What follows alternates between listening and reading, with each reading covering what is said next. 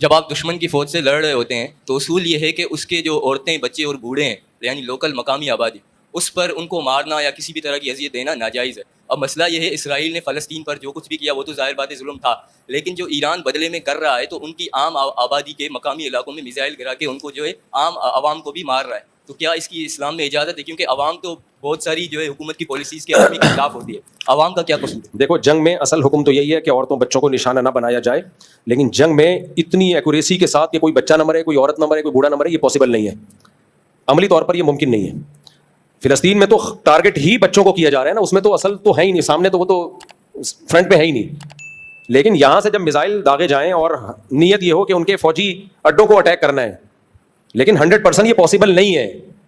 اس کی مثال ایسے ہے, فقہا نے لکھا ہے کہ جب آپ میدان جہاد میں ہو اور دشمن مسلمان قیدیوں کو ڈھال بنا کے سامنے آ جائے, آپ نے ان کا قلعہ فتح کرنا ہے. اب انہوں نے کیا کیا, مسلمان قیدی سامنے لا کے کھڑا کر دیا کہ تیر مارو گے تو ان کو لگے گا, تو شرعاً ان کو بھی تیر مارنا جائز ہے. وجہ اس کی یہ کہ پھر تو آگے بڑھ ہی نہیں سکیں گے, فتح ہو ہی نہیں سکتی, وہ کھا جائیں گے ہمیں, طاقت میں آ جائیں گے. اس میں علماء نے لکھا ہے کہ نیت کرے گا اللہ میں اس مسلمان کو مارنے کی نیت نہیں کر رہا, میری نیت اس کو مارنا ہے, لیکن اس نے ڈھال بنا لیا, میرے پاس کوئی آپشن نہیں ہے. تو جنگ میں یہ ممکن نہیں ہے کہ جی بالکل آپ نے جس کا نشانہ بنایا اسی کی کھوپڑی پہ جا کے میزائل لگے, یہ پاسبل نہیں ہے.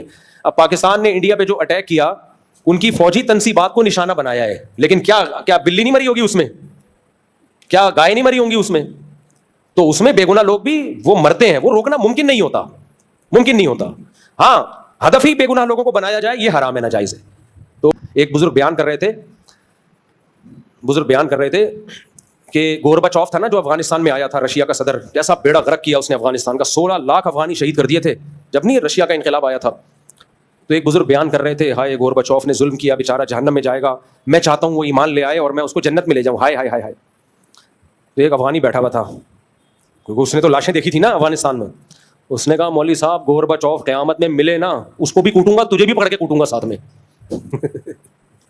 گورباچوف کو تو چھوڑوں گا نہیں, تجھے بھی نہیں چھوڑوں گا.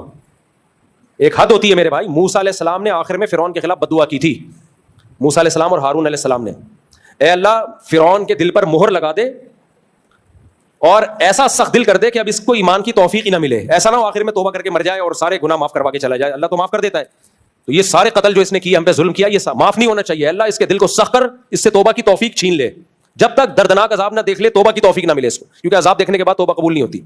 تو ایک حد تک انسان کو نرم دل ہونا چاہیے, اس کے بعد پھر بد دعائیں ہی بنتی ہیں. اتنے نیک نہ بنے کہ ہائے بیچارے بیچارے بیچارے بیچارے نہیں ہیں, سارے ایک جیسے ہیں.